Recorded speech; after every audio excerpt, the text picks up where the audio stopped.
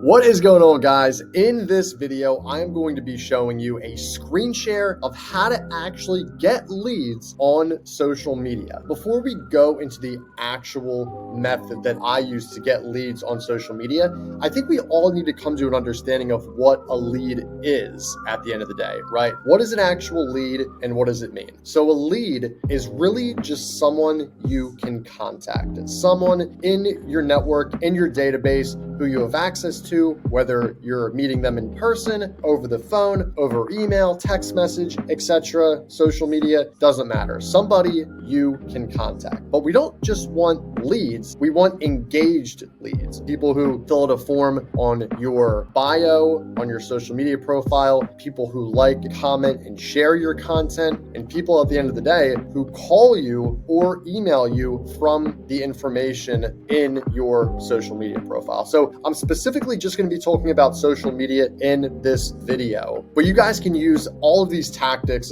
for a lot of other acquisition channels as well, from cold calling and doing a lot of other sales initiatives, right? So let's go into the second part, which is how to actually make content that gets you leads on social media. This is the strategy that I've personally been using, that I get tens of thousands of views every single month on my content. And I actually was able to get about 20 new leads in the past couple of months just from this content strategy. And there's a lot of other case studies I'm going to be making in the future directly after this video, talking about other people that have actually been able to get similar or even more success than I have, right? So let's get started. This is, again, exactly what I'm doing. And this is right out of the book, $100 Million Offers by Alex Hormozi. Incredible book. So I'm literally just carbon copying what Alex talks about in the book and using the strategy, okay? So there's three pillars rather, of this strategy. It's the hook, retain, and reward method, okay? So the hook, you want to have a reason to consume the content. Give people a reason to notice your content just at least one time, right?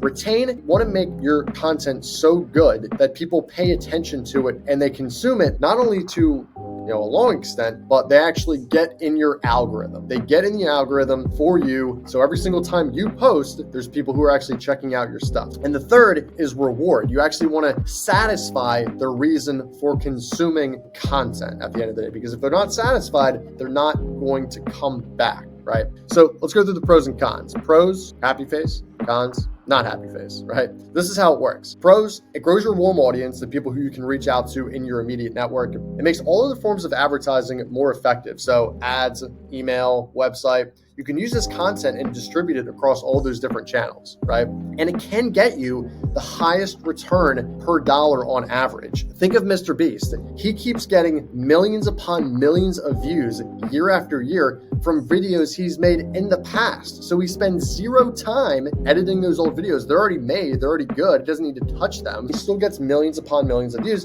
new sponsorship deals, etc., right? So that's why I say it's the highest return per dollar, right? Now, the thing that is a con is it's very difficult to personalize. You compete with everybody, and it's very difficult to stand out. But if you're good, people copy it, and you have to innovate. So kind of what I'm doing right now is I'm giving you guys a strategy that works, and I'm going to have to innovate at the end of the day. I need to get creative. I need to test out a lot of different things. So that's why it's so powerful to be able to innovate, get something that works, and then you can actually distribute it to the public like I'm doing right now, right? The hook. So here's what I do to get people to notice my stuff once. And this is just literally straight out of the book from $100 Million Leads. I talk about the past, life lessons. I talk about my recent past, calendar breakdown of what I did this day, this week, this month, etc. I think it's a very powerful thing because I take a lot of notes on my calendar, obviously. So I want to make sure that there's a lot of good stuff that I can talk about. Oh, I had a nice call. I was able to close this person who was kind of hesitant and didn't necessarily want to buy initially, or I had a really good call with a mentor and he told me a lot of good stuff. I can make content around that. I can make content around different stories, etc., right? Real-time captures, tweets and emails. So let's just say, for instance, you're an attorney and you're talking about the Sam Bankman free trial. If you put out content pertaining to that case, as soon as it surfaces, you're going to get a good amount of traction because you're the first person to put that stuff out there and people are going to come to you for this type of information in your niche, right? Also, what I like to do is go after trends. So apply your lens to something that's happening in the news, local to you, in your area, etc. And then what I also like to do is manufacture something, turn a crazy idea into reality, which is kind of what I'm doing right now. I'm sharing with you guys a strategy that I have, and I'm turning it into reality. I'm making content about it, and I'm putting it out into the universe, right? So I think it's something that can be very powerful to get you guys a really solid hook, to get people to actually check out your stuff once, right? My favorite way to pick topics, this is what Alex talks about, is do shit, talk about what you did, and repeat. It's a very simple process, right? So we're going to go to retain next, guys. So there's going to be steps, and there's going to be lists, and there's going to be stories. You're following a very strict guideline, step by step, to a desired reward. So at the end of these 3 steps, I better have a good hook, great hook, not good, great hook. If I follow these 7 steps, I'm going to have a great headline, right? If you don't have a great hook or a great headline, people are going to find you less credible because they followed everything and, oh, it doesn't work. I didn't get that good of a hook. Your stuff is not that good. It's not that valuable. That's essentially what we're talking about here, is you want to make your stuff so good, they actually get a nice reward out of that and they get value. With a list, it's a little bit more different, where you don't have an explicit order of things and it's a less explicit reward. So there's more broadness where you have a topic, you're talking about certain things, but not in the chronological order that it needs to be followed step by step. So 7 ways I invested $1,000 in my 20s, 28 ways to stay poor or rich. You get my gist, right? And like I say here, here's the difference between steps and lists. Steps are actions that must be done in a specific order to get a result. So steps are less flexible, but have a more explicit reward. That's what I talked about. Lists can have just about anything on them in any order that you want. So lists are more flexible, but have a less explicit reward, which is pretty much what I talked about, right? And then the thing that isn't pictured here, but talking about stories. Again, going to your calendar, what did I do today? What did I do the other day, etc. Talking about stories, different things in your calendar, etc. Stories are a very, very powerful way to actually capture people's attention for a long time. And what we're trying to do here, guys, you can see with the steps, with the lists, with the stories, you are spending time creating this content, putting it out there. And then the person who's going to be checking out your content is going to be spending a little bit more time, because these are not things that are going to take seconds to read. They're going to take minutes to read. So the more time they spend on your post, the more time they're actually going to spend interacting with your stuff. Thus, they're going to be in your algorithm. The next thing I want to talk about is the reward. So how to know your stuff is good at the end of the day, right? No matter how good you think your content is, your audience decides everything. And you want to make sure that you're matching or exceeding their expectations when they decide to consume your content, right? So if your stuff is good, your audience is going to grow. Very simple. If your stuff is not growing, your stuff is not that good. And that's totally okay, because you're going to continue to get better, and it is what it is. You want to make sure that your stuff is so good that you put it out there and you actually get an ROI on that. You want to provide more value than anybody else. Make good promises, clearly satisfy the hook you used to get attention. And here's what I like to say is, you want to make content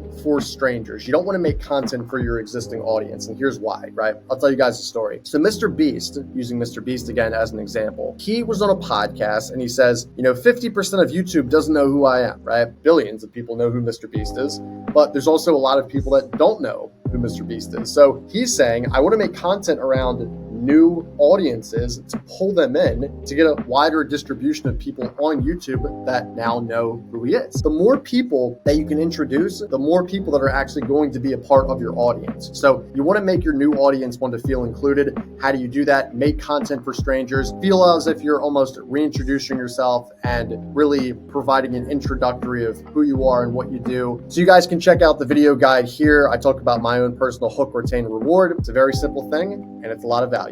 So let's move on. All right, guys, step number 2 in how to get leads on social media is the outreach. Okay, so step number 1, we talked about the content, and step number 2, we're actually going to be talking about the outreach. Okay, because if you're not doing outreach with your social media, then what are you doing? You're going to be posting content out there. You also need to engage with the audience that you have. I'm going to show you guys how I was able to get a lead and now a client for Momentum 360. Before I talk about the actual strategy, let me preface this by saying that you need to have a good lead magnet. And what is a lead magnet? A lead magnet is putting an offer and free value out for somebody. They hop on that lead magnet, they get a little taste. Think of yourself as a drug dealer. They get a little taste for free of the value that you provide, and then you hit them with your core offer that is a paid offer. So the lead magnet is essentially, hey, you get a little taste of what we do, whether it's, in my case, a free photo shoot. If you're a digital marketer, maybe it's an audit to a website. If you're a gym owner, maybe it's a free one-on-one session or a free day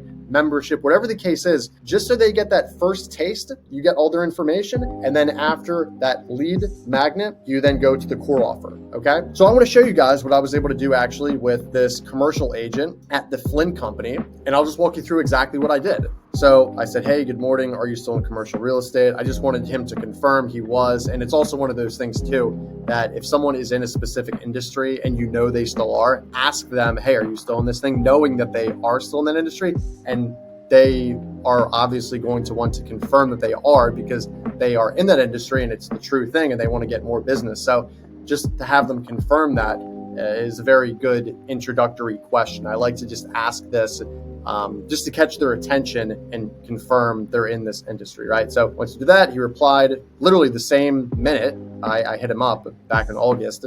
I asked him, how's the market? Just wanted to chit chat a little bit, staying busy, blah, blah, blah. And we get to talk a little bit, and boom, I hit him with my lead magnet, which is free photos for their listing. He then said, once I pick up another, I'll give you a shout. Send me your number. I sent him my number. I followed up with him. Might have one coming soon. I get his email and I get his phone number. I hop on a call with him. I finally hop on a call with him. And then he says, October 30th, can you email me? I have a listing coming up and I'd love to take some photos of the listing. So boom, this guy opted into my lead magnet, and we, as you can see here, thanks again for setting up the photos, waiting on them, but I'm not in a rush, blah, blah, blah. We sent him the photos. We did a great job, 5-star review. And now this person is going to use us for photos moving forward. So again, this is a great example of having a specific lead magnet that you're going to be able to use on social media when you do outreach, but also when you do content as well, guys. So this is a great example of how to do outreach. What I like to do is 100 outreaches every single day, 25 on LinkedIn, 25 on Facebook, 25 on Instagram, and 25 in my warm audience, that people who I already know. 75% is for cold outreaches, people I don't know.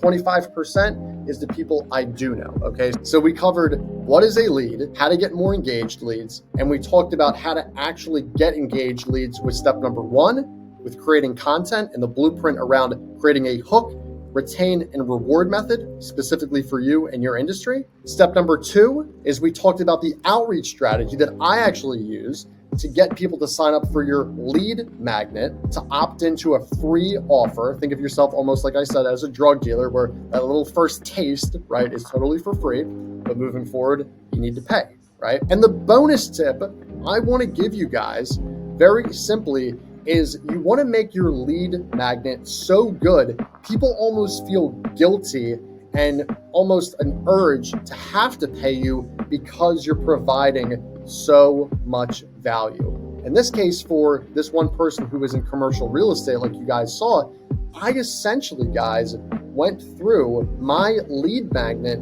and I want to show you guys a bonus tip again, which is on Facebook, okay? So as you guys can see right here, right, that I said I'm looking for 3 real estate agents from Philadelphia to try a new unique social media content strategy, right? This was something that it was totally for free. It's literally, guys, this strategy right here, what I talked about. So I gave them free value and I pitched my services after. I said, hey, creating content with this kind of strategy is a lot. So why not just hire us? We can do it for you for not that much of a price, and it's going to be very effective, right? So this is a great example, guys, of how I was able to get over 40 people to sign up for my lead magnet, okay? And then I would say about 1 to 2% of people, they actually, once they signed up, they ended up becoming clients just from this one social media post. So guys, do you understand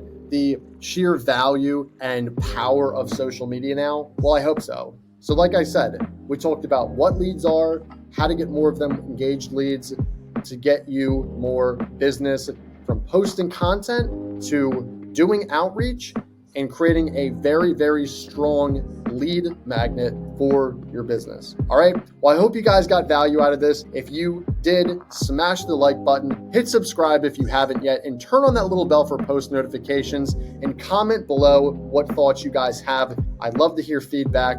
Thank you guys so much. I hope you can use this and get more business. Have a great weekend. I will talk to you soon, and I'll see you in the next one.